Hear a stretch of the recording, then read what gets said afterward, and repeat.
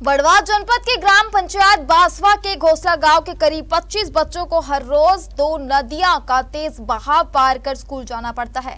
2 साल पहले पुल की घोषणा हुई, भूमि पूजन भी हुआ, लेकिन आज तक पुल नहीं बन पाया है। ग्राम घोसला से बासवा स्कूल आने के लिए इन विद्यार्थियों को रोजाना करीब 2 किलोमीटर का सफर भी तय करना पड़ता है। शिक्षा के इस राह में पहले बांकुर नदी, फिर खिरकिया नदी का करीब 100 मीटर तेज बहाव पार करना होता है। सुबह 10 बजे से शाम 4 बजे तक यही उनका रास्ता है। गीली ड्रेस, कीचड़ और जान का खतरा हर दिन का साथी है। घोसला की छात्रा दिव्या चौहान ने बताया कि हमें रोज नदी से गुजरना पड़ता है। डर लगता है, ड्रेस भी गीली हो जाती है और कीचड़ लग जाती है।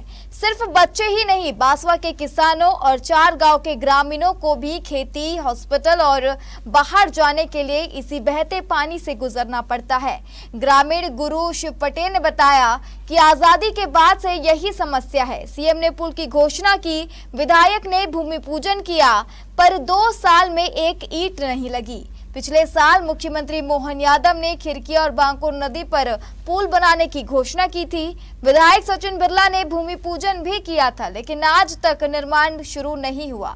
ग्रामीण श्याम सिंह पवार, अंकित गौड़, सुमेर सिंह पवार, जयपाल सिंह और अन्य ग्रामीणों ने जनप्रतिनिधियों से पुल बनाने की मांग की है।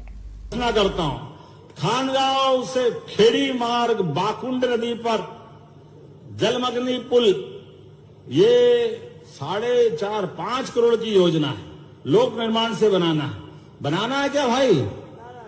बनाना है? हाँ कर रो कि ना कर रो? तो मैं बनाने की घोषणा करता हूँ, जोरदार अभिनंदन करो, ये नया ब्रिज भी बनाया जाए। यहाँ बासवा में स्कूल आते हैं। कौन सी स्कूल में आते हैं? शासकीय स्कूल में? हाँ। कौन सी क्लास पढ़ते हैं? 8th। तो ये ग्राम घोसली से बासवा कितनी दूर है बेटा? 2 किलोमीटर। तो ये कितनी नदियों को पार करना पड़ता है? 2 नदियों। तो इससे पहले भी एक नदी और है? हाँ। कितना ही पानी रहता है उसमें? हाँ। तो आपकी ड्रेस गीली नहीं होती है? हो जाती है। तो बीच रास्ते के अंदर ये नदी क्रॉस करना जरूरी रहता है क्या? हाँ। कितनी नदियां हैं ये? 2। तो बेटा ये कब से आ रहे हो आप यहाँ पर?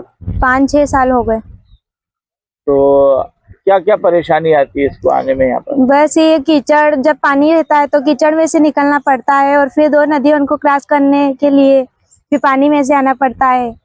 तो रोड डेली का ही है? हाँ, यही है। तो नदियों में से पानी रहता है और जब निकलने में आपको डर लगता है?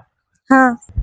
इस नदी पे आसपास के 4 गांवों का आवागमन होता है। यहाँ करीबन 2000 एकड़ जमीन है। इधर बासवा के किसान पार होके 2 नदियां पार होके जाते हैं और खेती करते हैं, मजदूर भी जाते हैं, उनको भी बहुत समस्या होती है।